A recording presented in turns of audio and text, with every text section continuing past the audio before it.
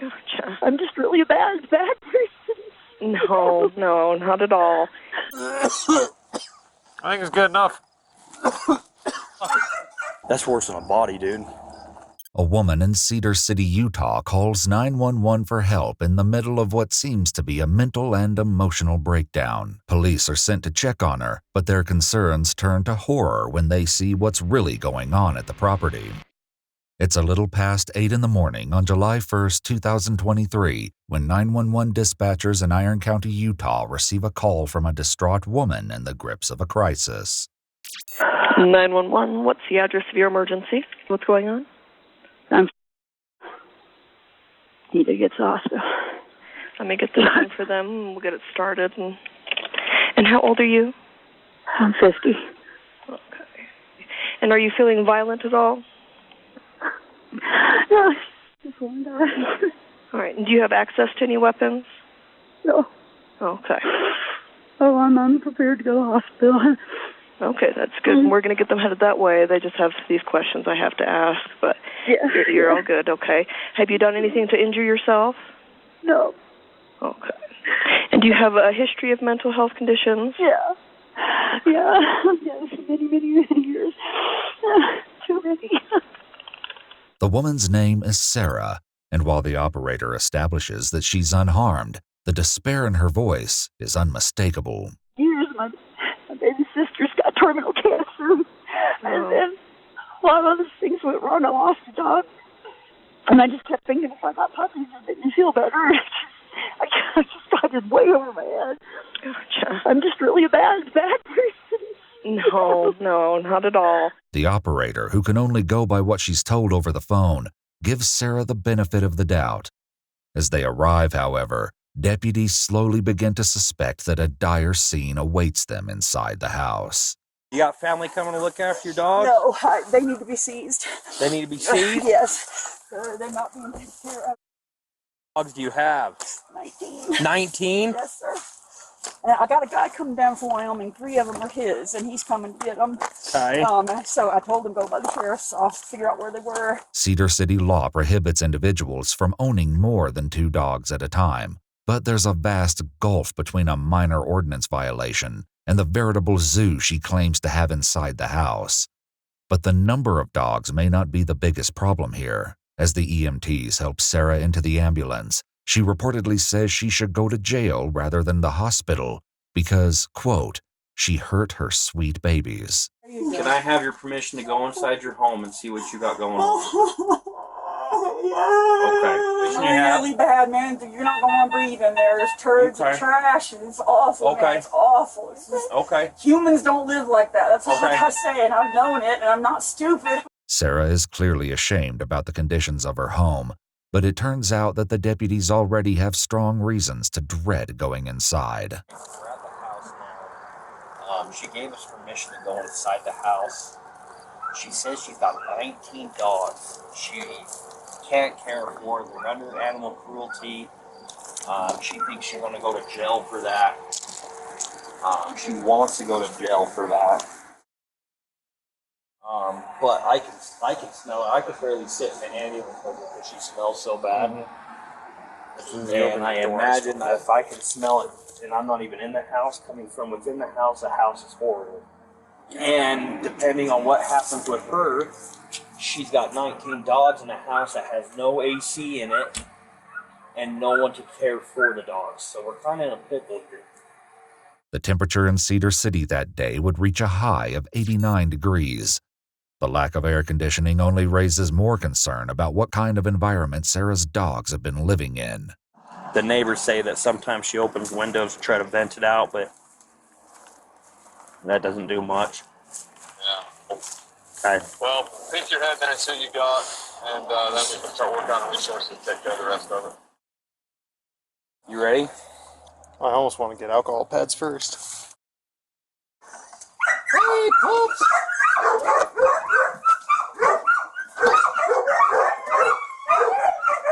I think that's good enough.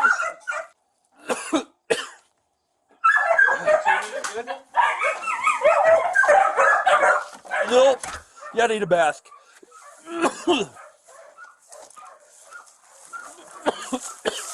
Oh my god. Friggin' SCBA. I'm going to switch gloves. The air inside the home is unbreathable, and it takes the deputies a few minutes to recover from even brief exposure. That's worse than a body, dude. I was getting whiffs of it through my gloves.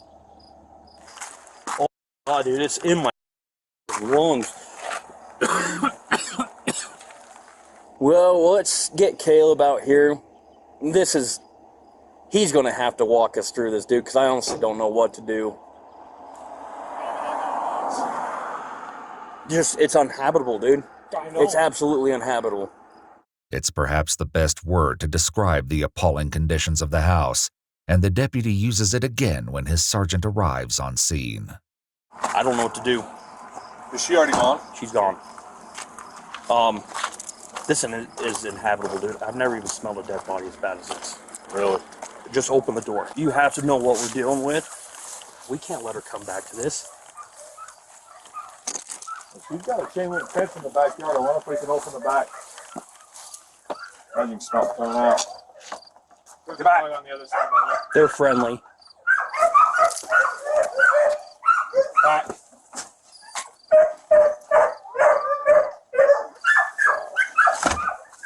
You did better than I did. I started losing it right there.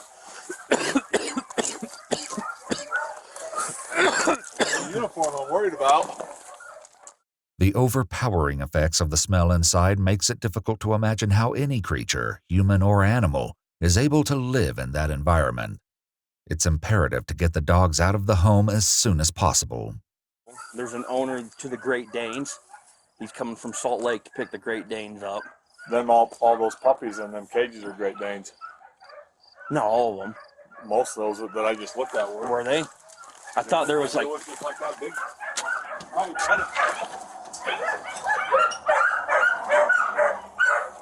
Because there's this little Yeah, this little guy. one, but you look back in the back. Great Danes for that husky back there. Easy. Stop it. As the cops try to find a way into the fenced backyard, they begin to wonder exactly how and why Sarah has amassed this outrageous number of dogs.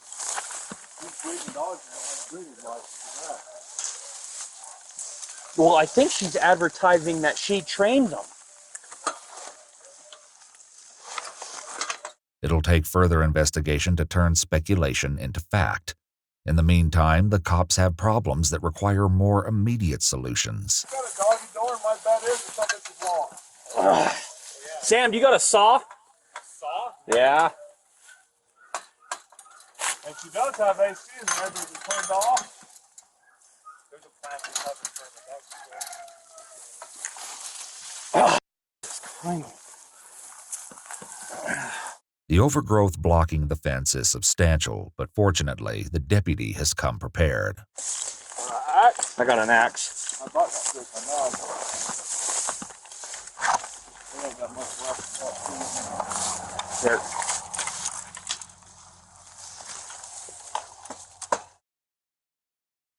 Come on, Pops. Come on, Hey, Pops. come on out. Come on, puppy. Come on. Come on. Come on, Pops. The dog's reluctance to leave the house is only matched by the deputy's reluctance to go back in. This time, at least, they'll have protection. I got mine out. I'll go get it. Meet me inside.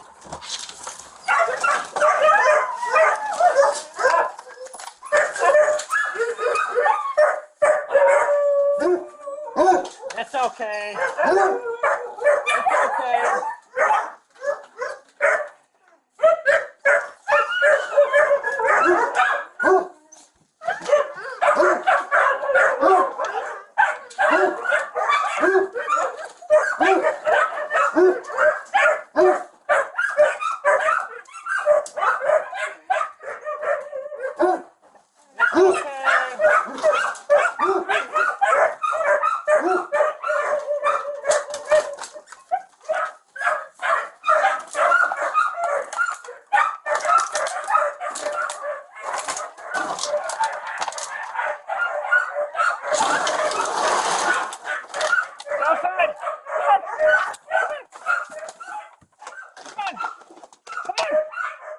on, big dog. Come on.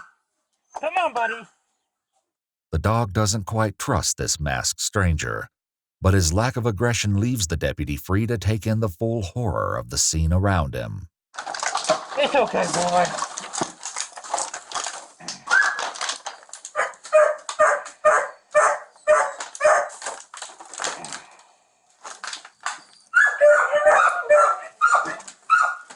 That animal, severely starved, skinny, no water.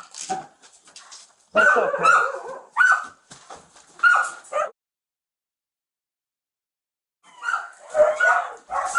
It's like a bedroom.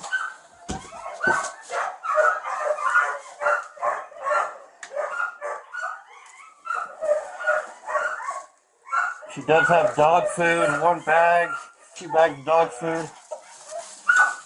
The food in the pantry hasn't prevented the dogs from reaching a malnourished state. The deputy's partner is next to take a good look at the living room.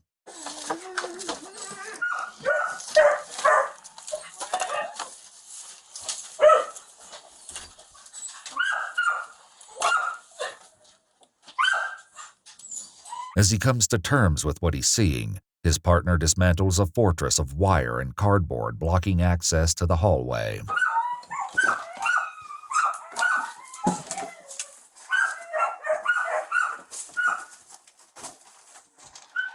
Feces all over the floor.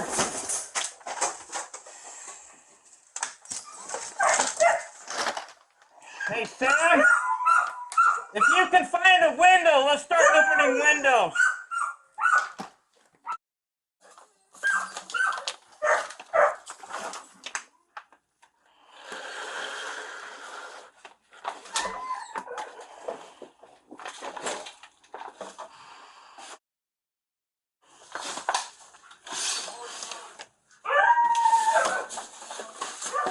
Meanwhile, the other deputy searches what appeared to be an abandoned wing of the house. More dogs. 3 dogs. All malnourished. The deputies return to the living room to verify just how many dogs live in this house of filth. We need a dog count. What? A dog count. So I've got. There's at least 8 in cages. So we got the 3 that are out, right? I got 3 in those cages. So that's 6, 7, 8, 9, 10, 11, 12, 13, 14, 15. One under here. The home must be seen to be believed, which is exactly what the sergeant has in mind. Take some cell phone video. Are you willing to sacrifice your cell phone? Yeah, it's fine, but have Okay. you touched anything? Yeah. Yeah. Look, the air. Hey, This is bad. I'll go get mine. This one right here was a We dead have dog. Just 19. one dying there. I'm pretty sure that was a dog in there. It's a dog. It's alive. Well, there's 19 There's a dogs. live dog in here. There's 19 dogs in here, Caleb. They're all malnourished. A local animal sanctuary called Best Friends will help relocate most of the dogs. But that's not the end of police involvement. They talked to Sarah that afternoon in the hospital and tried to determine how exactly things at her house deteriorated to this extreme. Okay, so, and this part might freak you out a little bit, but I'm going to read you your rights. It's only because in order to ask you questions about what's going on, I have to read you these first. I've kind of got a little background of your training that you do with the animals, and Not anymore, but yeah, I was doing it. yeah, maybe not anymore. This is a repetitive problem with me when things get really bad, and my parents and I don't talk, that sort of thing, so I got really lonely, and I got that same dumb feeling that this would somehow fix it, and I can't, nobody could do that. Sure. Sarah may be puzzled by her own choices, but the fact is that many innocent animals suffered as a result. It soon becomes clear that this is not the first time this has happened. Have you ever had a police case about this kind of thing before in Tennessee? I have had, the Ray County Sheriffs, they didn't do anything because, once again, I was extremely mentally ill. I said, would you please take them? I can't care for them anymore. So they did take them and some things. So yes, there has been some police involvement. As regrettable as it is that Sarah hasn't learned from her previous failures, there is an even more frightening truth about how she acquired some of the dogs. Have you come across the 3 that you did have that belonged to someone else? I saw he had a Great Dane puppy for sale, and he said, and I said, oh, she's cute, but I don't have, $1,800. So, and then he said, I told him I was a dog trainer. So 2 of them were theoretically mine, and the male was always his that I was going to train to pay for the 2 girls. In an interview with the local news, Ryan, the owner of those Great Danes, said it had been months since he'd heard anything about the training progress of his puppies. Indeed, it was only when he told Sarah that morning that he was on his way to pick up the dogs that she turned herself in to the police. Straight up with everybody about everything and stop hiding behind the shame or whatever, and just say, sadly, this is who I am.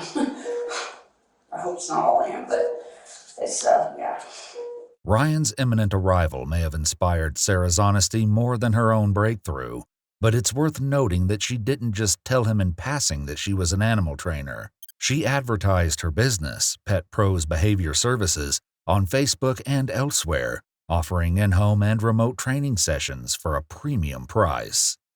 The police report states that Sarah's house and even the inside of her car was covered in feces. Ironically, the only part of the property relatively free of feces was the yard.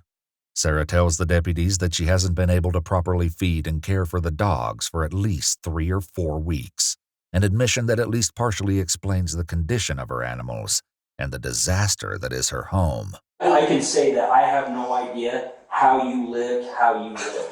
Because when I opened the door to your house, I could not even go inside. Every day. Were you living in the house or were you living in your car? In the house. Where did you sleep? I slept on the couch. But it burns my eyes when I get home. I hate it, but I'm like, you know what? You freaking did it. You deserve it. Deal with it, So I do. If Sarah is saying she deserves the consequences of her actions, it's something that she and the deputy can agree on. I'll be honest with you. I'm going to press criminal charges upon you. Okay? From what I could observe within dogs, no dog should have to go through what them dogs went through. Them dogs would probably be better off, and some of them might not make it. They're in such conditions as so. In addition to the horrific injuries already mentioned, the police report goes into much more detail, noting that all 19 dogs appear to be skinny with all skeletal bones showing under the skin. It goes on to say that most of the dogs could not stand or move properly because of the tight living conditions, which brought about body deformities. A few dogs, the report states, were close to death. Sarah Mills pled guilty to 9 counts of cruelty in October of 2023, roughly 4 months after her call to 911. She was ordered to pay a fine of $690, serve 60 days in jail, and spend 12 months on probation. Sarah was given the option to serve her jail sentence in increments of 5 days per month. In February 2024, however, Sarah's jail sentence was converted to 60 days of home confinement.